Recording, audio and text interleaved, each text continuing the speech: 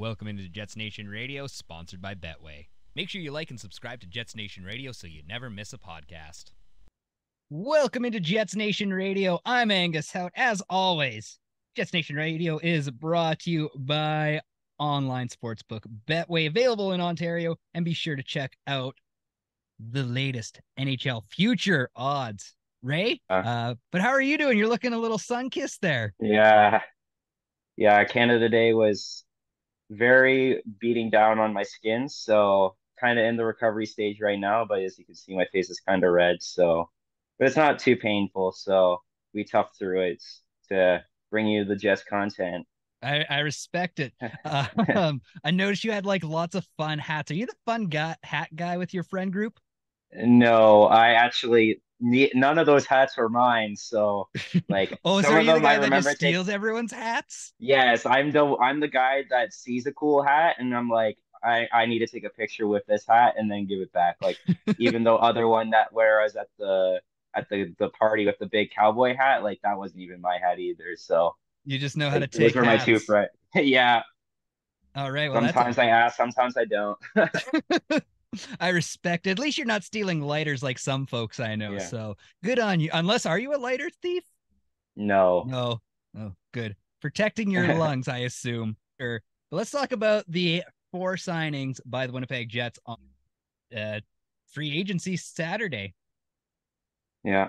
Let's start with everyone's favorite returning goaltender, Laurent Brossoit. Yeah. How do you like that signing? I think it's an amazing signing. We saw in the playoffs when we played against Vegas that he really found his groove. He was able to like basically be that goalie that they trusted to go into the playoffs. And I felt that he was a really good goalie before his injuries. And he even said in his interviews that like after his injury, like his left hip was like he's been able to do a lot more than he's been able to do pre-injuries. And I think it's a bet on himself. So when a player like that is willing to take a bet on themselves, I feel like they have that more motivation to really step up that game because he's going to have next year to really earn more money and he's wanting that like starting spot. Yeah, So and I mean, maybe, yeah, you can go. all right. Well, I was gonna say, yeah, if Connor Hellebuyck leaves, but Kevin Cheveldayoff, I know he's a little bit of a snake oil salesman there, but seems pretty confident that we're gonna get one of either Schiefele or Connor Hellebuyck back. And you'd think that he'd be working real hard on Connor Hellebuyck. I mean, the future looks pretty darn bright here. But Laurent Yeah. Brossoit, 1 year, $1.75 million. It's like you're definitely paying a Yeah. little bit more, but you're definitely getting really good quality for Yeah. 1 3/4 He's the mil. best backup goalie that the Jets have had since he's been here. So that says a little something. Yeah. And the fact that they got him back, I mean, where's all these haters being like, no one wants to play in Winnipeg? We got 2 guys Yeah. back. The other being Vlad Namestnikov. How you feeling about that one? I think that's also an amazing signing. We saw with Namestnikov. I like you really tooted his horn a lot in like just re-signing him like every single week. He just re-signed Namestnikov, and I wasn't too sure, but I think that like with how the Jets are changing that culture, and he even said he wanted to play in Winnipeg. Like this guy is kind of a journeyman. He's been to many teams around the NHL, and to say that he wants to play in Winnipeg is really huge because if he can change that narrative that people want to go there, I think that that's a really big step for Winnipeg and bringing in more players and more dynamic players. And he's just a guy that is a smart player. Like he's one of the smartest players on the Jets, I'd say. And he can really slot in anywhere in your lineup. He was playing 2C a lot last year, but I think that he might not have the same opportunity because I think Perfetti is going to really push to try to get that center spot on either the first or second line.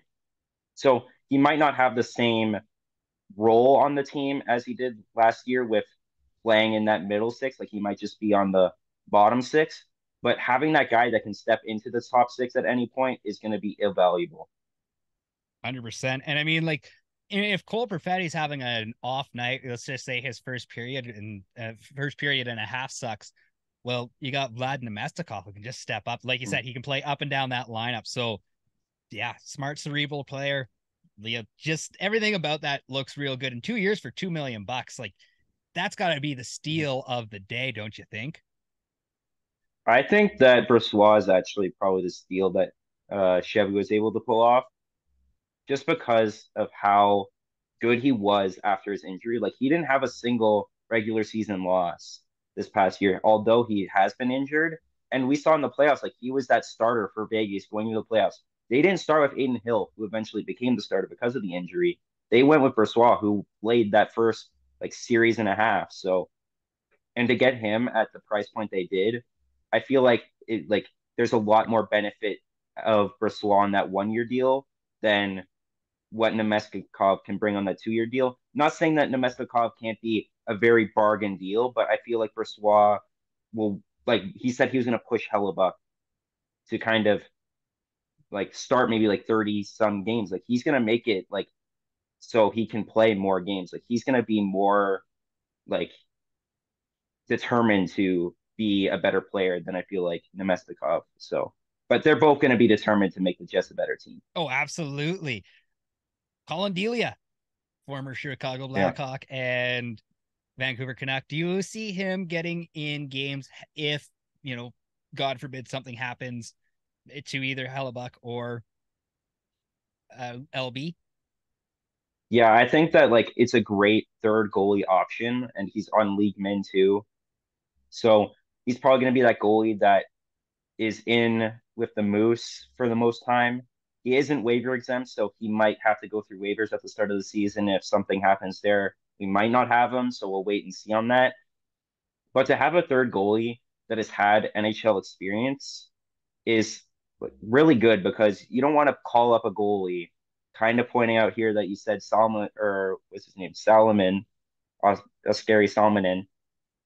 If you have him as your third goalie, like if he's going to get relied upon, like is it really going to work out? Like this guy hasn't had any NHL experience. He hasn't had that kind of long-term North American style kind of on, like he hasn't had that kind of experience playing in these type of chances. So Delia is a great player for if something happens, and he can be a decent backup goalie if he's relied upon for that as well. Let us know about Axel Jonsson-Fjallby. How do you like him at 2 years at a league min? He's 13 forward for the Uh, Jets. yeah, I think he's gonna get a similar role to what he had this year, kind of that energy bottom six player. And I really like that the Jets went about this. Like he didn't get the RFA status for playing that 75th game, so he went to UFA, and the Jets kind of realized that, hey, this guy might want to have an opportunity elsewhere. Let's let this guy explore where he wants to go. And maybe the market wasn't there for him. So the Jets were able to actually have him at a two-way contract for the first year of that contract. So if they need to put him down to the Moose, they can do that. And then they have the second year where he's going to be a better, more experienced player, and he can definitely be part of that bottom six. So I don't see really any risk in that. And we saw last year when we claimed him on waivers, like there wasn't a lot of expectations on him, and he was able to do some pretty good stuff in the bottom six. And when we're losing some of our players in the middle and in bottom six, like Stenlund and Blake Wheeler, like the opportunity for him might be slightly increased if he gets the ice time that he had last year. So he might get third line time depending on injuries and how line chemistry shakes out. But I think that it's a good signing, and there isn't really much risk to it. Yeah, and I mean, like the first year is a two-way deal, so you can Yeah. ship him up and down. The second year is a one-way deal, but you kind of expect him to take that next step in his career at that point. We'll see what happens, but Yeah. I'm rooting for AJF because what a good dude to have on your team. Like, yeah, just a Yeah. not a great two-way player, but he's pretty good. He gets into those Yeah. great spots. He's a serviceable bottom six guy that has a bit of speed, a bit of grit, and like he kind of surprises you with how like you might see him do a really great shift, and you're like, wait, who is that? Like you kind of see glimpses of a consistent bottom six player in him. So if he can kind of put it all together, I feel like he could be a really great piece to a bottom six in the future. Oh, 100%. And we might be laughing next year about the fact that we got Axel Jonsson-Fjallby for league min. I mean, A man can dream Yeah. for sure. Alex Iafallo told Jets GM that he is coming to Winnipeg to win a cup. Do the Jets have the right amount of swagger and skill to win it all? I think that they have like they're gonna have that more team mentality. Like I feel like they are more confident from up and down the lineup than they've ever been really because the talk about the Jets has always been, oh, they have a really great top six. The defense kind of needs a little bit improving, but they have Hellebuyck. But I think that the forward core is a lot more balanced. Like Iafallo has really good defense metrics. So does Iafallo. Kupari was really good in the faceoffs. Like these players that they're targeting are really good offensive players, but they're also very good defensive players. And that's something that the Jets forwards may kind of be a little iffy on in the past. So I think that they're creating a team that may not be the like best overall skill, like line one, line two, line three, line four, but the overall competitiveness and like just 200-foot game, but also being able to score goals and to have that chemistry, I think is invaluable. And it's going to be great to see how many different line combinations they can make. Because I remember like this past year, how frustrating it was with the Jets lineup, like just how it was constructed sometimes with like Ehlers on the third line, Wheeler getting top 6 minutes, Ehlers not playing with Dubois and Connor. Like I feel like the Jets lineup now, like there isn't going to be too much room to kind of say, oh, they should do this lineup. It's going to be miles better. Like the players that are there now, I think that you can like the lineup will be really good regardless of what lines you do. Yeah, and there's not much that's guaranteed going into this lineup. Like the only guy that I can pen in where he's going to be playing is Adam Lowry. Everyone else is kind of a bit of a crapshoot. I would say Kyle Connor on the first line left wing is probably Yeah, that too, and like the probably. only other one. Yeah, maybe Mark Scheifele top. Well, I guess Perfetti could take him out. Yeah. So And we also saw Schiefele on the wing, so maybe they go with Velarde and Perfetti as the centers and go Schiefele on the wing too. So yeah, yeah. I mean, like this we can. lineup is wide open.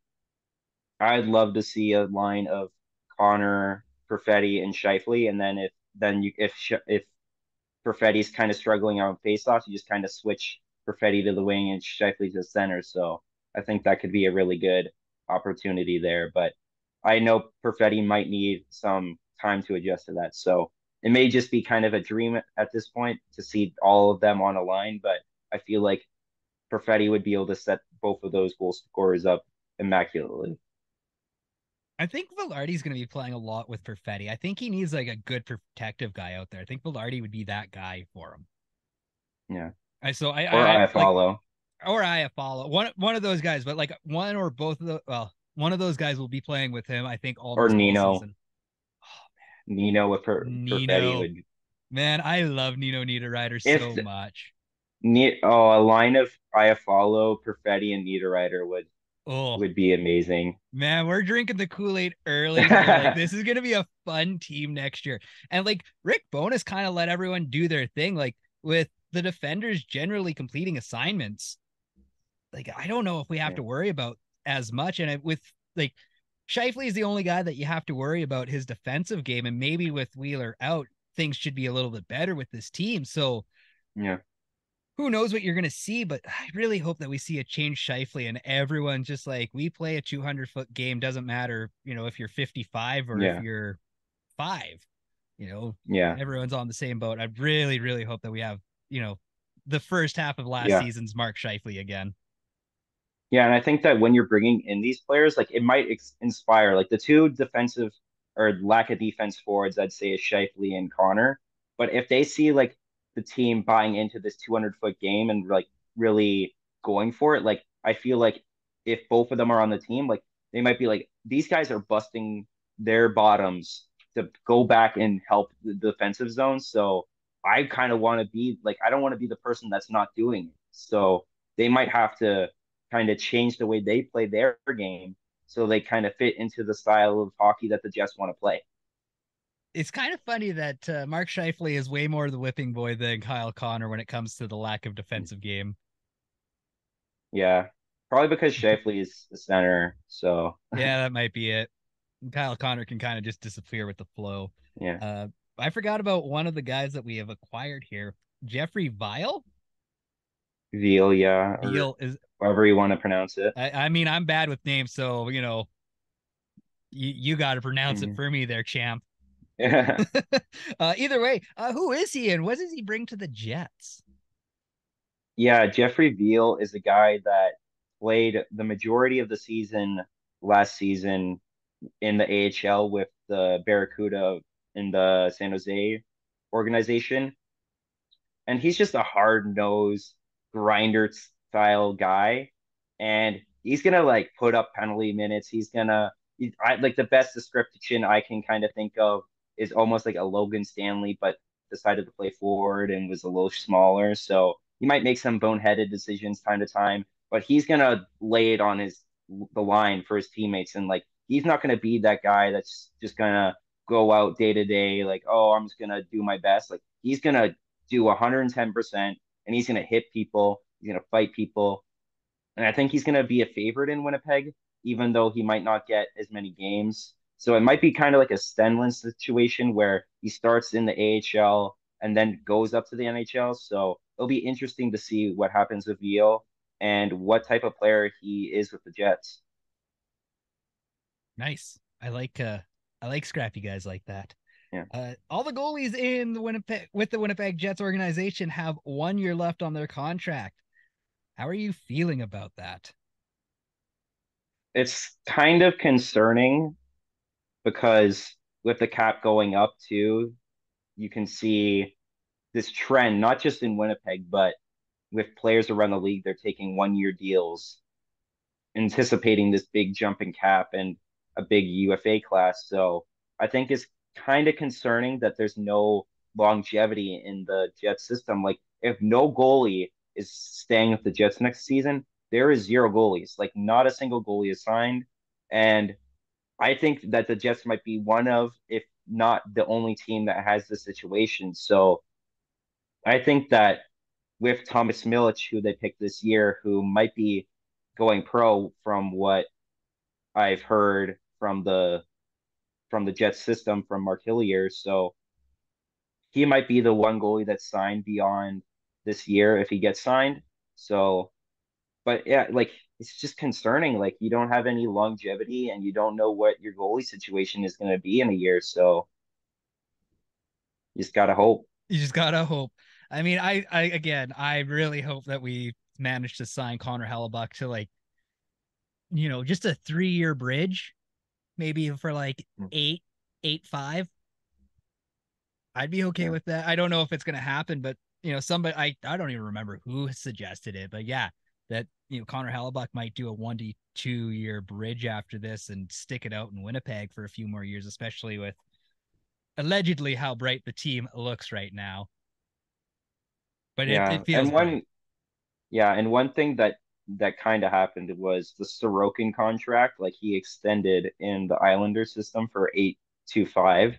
So that might kind of be a help to the Jets where how much more are you willing to pay from like Sorokin to Hellebuyck? So like we all heard the Hellebuyck wants 9.5s, and I don't think Hellebuyck is worth like 1.25 more than Sorokin. So maybe on an 8 year, like if he's still going for that 8 year deal, like between like 8.5 and 8.75, maybe on the north and nine. So his contract might be a little cheaper just because of the other contracts that goalies might be signing as well. Yeah, totally fair because you're like Sorokin and Hellebuck. Obviously Hellebuck is better, but yeah, Yeah, you're right. There's not that much of a difference. Like $8.5 million, I guess, for Hellebuck, yeah, and unless he wins Sorokin's you a also cup. younger too. Yeah, there is that too. So like, unless Connor Hellebuck wins you a cup this year, Yeah, I don't see him earning much more than 8.5. Uh, Blake Wheeler bought out. We knew it was coming. What's your favorite yeah. Blake Wheeler moment? I think it has to be that 2017-2018 season because that's the first year he became a point per game player. He was the captain for all this time leading up to this moment where the Jets kind of were a great team. Like they had all this young talent. They had Line, they had Connor, they had Morrissey. Like it was just a culmination and he was there through all parts of that, and he became a point per game player, and just what he was able to kind of culminate in that season to that point was just amazing to see, and to go on that run, it's I think that a lot of Jets fans were made that season, including me. Yeah. I mean, how could you not love Blake Wheeler after that? And like, look at what he got. Like, doesn't even need to get paid that much in New York. And it's like, I had a friend ask, like, do you think he's gonna win his cup there? I was like, no, he's just kind of squandered it away now. I don't know if New York's winning, so I'm sorry there, Blake. You're gonna have to try one more time. Kind of funny that now Truba, who was a Winnipeg Jet, is the captain over Blake Wheeler as Over well. Blake So Wheeler. It's a good one. Honestly, but my favorite Wheeler moment was right after he fought Matthew Tkachuk right after Scheifele's oh yeah, injury yeah, in the bubble there. I mean, yeah, he got his ass kicked, but at the same time, what a good dude standing up for one of his best buddies. So that's where I'm at yeah. with good old Blake Wheeler. Yeah, how would you grade Kevin Cheveldayoff's off season so far? I think like including the Dubois Sega Yeah, as yeah. We'll well say into this, from whenever we left the playoffs. I'd say I'd have to give him an A, to be honest. Like that Dubois trade, I think really elevated the Jets. Like Cheveldayoff said that it's like the Jets evolving into a new team, and I think that he did a really great job on that trade. The draft went really well, getting Colby Barlow and getting these guys that may not be like the biggest names on the market, but guys that want to play here and bet on themselves to make Winnipeg a better team and really not give out like any bad contracts. Like you see, I don't know what's a bad contract, like Klingberg, for example, in Toronto, like you're paying $4 million for that guy to not play defense. Like a lot of bad deals get made on July 1st, and I don't see a bad deal. And sometimes the best thing to do on July 1st is not to do anything. And he didn't really do anything that would hinder himself into the future. So the only thing that maybe he could have done better is maybe trade out one of the defensemen in the logjam. But ultimately, he's done a pretty good job. So I really can't complain. Do you think we're going to see that logjam start to move it all this summer, or do you think it just is what it is? Yeah, like he traded or Gonka to kind of recoup a defense prospect there. So he is kind of like trying to make it better. And he's not going to trade away any of the guys just to trade him. Like he's not going to make a trade just for the sake of clearing it up because I think that we all know Chevy loves to have depth available to him. And like Dylan is the guy that I look at and I'm like, something kind of needs to happen here. Like a decision needs to be made because if you're going into next season and you have Billy Heinola still not playing in the NHL, I think that some serious questions need to be asked on why this guy is still in your system and why you haven't either traded him or given him the opportunity to be a full-time NHLer. So I feel like he really needs to evaluate what he's going to do with Billy and if he's not in the long-term plans, what are you going to do with him and what are you going to get back for him? That's a good question. Also, you think Brandon Dillon's the guy that would move the logjam, or you would want to move out? Yeah, like as much as I want, like the easy answer is to say uh Schmidt, but his contract is quite large and he has trade protection. And quite frankly, like if we were to move him, we might need to attach assets to him. Just like a $6 million cap hit might not be the easiest to unload. So, and he's a great locker room guy. And I don't think a lot of guys like that are wanting, like, you need that kind of guy in your system to really liven up the locker room. So, and you're not moving out Pionk because Pionk and Iafallo had a pretty good relationship in Minnesota Duluth. So, and he's also one of two right-handed defensemen in the NHL for the Jets. And then you're not moving Dylan or not Dylan, DeMello or Morrissey, and then that leaves Sandberg as your last one. So it's like it's kind of like Dylan is the only kind of guy that fits that bill. So it's gonna be Dylan or Heinola, and I'd be surprised that if like I would be surprised if both are still on the Jets come September. And you're right. Like Nate Schmidt is such a good locker room guy. Like I was talking to a friend over the weekend. He's just like, why would you keep him around? Like you do need locker room guys. Yeah, you like it'd be nice if you could get them on Matt Hendricks deals, but you're not gonna do Yeah, that. So sometimes and like really, if Nate Schmidt's your overpayment on the team, like whatever. That's not a yeah, bad overpayment. yeah, and it's like it's only 2 years too, so it's not like it's like an 8 year deal with Schmidt. So No, and I mean and like for the I was just like gonna say that he has the ability that he can play on both sides too. So you have a lot more options there too. So it's not like he's like a hindrance to you. no, exactly. And I mean just and he plays well with the young guys too. Like, you see the occasional mistake from Nate Schmidt, but he's not costing you a whole lot. Yeah. So yeah, I don't know. The Nate Schmidt hate needs to go because I love my captain of smiles. All right, let's get into the silly season. What's the furthest you're willing to drive in a single day? Like one, like just like a one trip. Just a one trip, like yeah, you can go to this destination for like let's just say 3 days. But Uh, it's a 1 day drive for you. How far is that 1 day drive?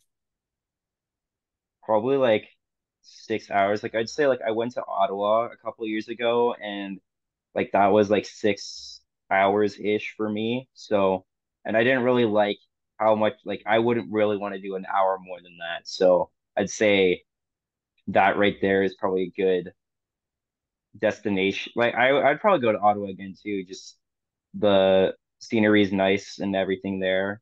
So I'd say like 6 hours is probably the max I'd wanna kind of do there. Fair enough. That's a reasonable number. Like my folks are from Edmonton or the Edmonton area, anyways. And hi, Junior. And like they're right on the cusp of that's too far to drive.